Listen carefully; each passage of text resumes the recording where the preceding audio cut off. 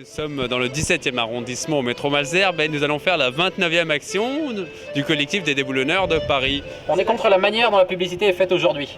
On met un peu de désordre dans l'espace publicitaire. De manière symbolique, on va barbouiller quelques panneaux et essayer qu'on puisse avoir un débat pour savoir quelle doit être la place de la publicité dans notre société et plus particulièrement dans nos rues.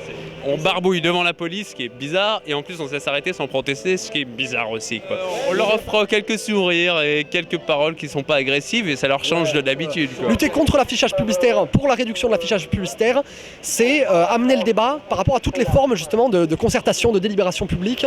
Mais assez de voir l'horreur publicitaire, les corps totalitaires, du matin jusqu'au soir.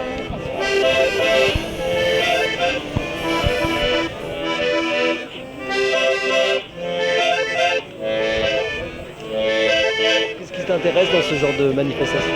Mais moi, ce qui me choque, c'est plutôt la façon dont ça parasite en fait l'espace public. On est né avec la pub, donc on ne peut pas imaginer de ne pas avoir de la pub. Hein. Je pense que ça formate et ça agresse beaucoup de gens sans que les gens s'en rendent compte et qu'il y a une idéologie du fric dominante qui est passée par là. Voilà. Mais j'ai l'impression quand même de vivre dans un monde où il y a de moins en moins de réflexion et où il y a de moins en moins de place au sujet. Et toi, tu as été formé pour barbouiller ? Ben moi, j'ai jamais barbouillé, donc...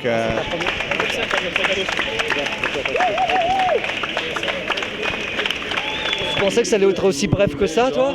Ah, j'aurais aimé que ce soit un petit peu plus long, mais bon... C'était bref et à la fois il y a eu la possibilité d'écrire les textes quand même sur le panneau. Ils auraient peut-être pu continuer, mais apparemment ils ont arrêté assez rapidement. Donc, puis il y avait que 2 barbouilleurs ce soir. Donc, Je pense qu'il faut démultiplier les barbouilleurs.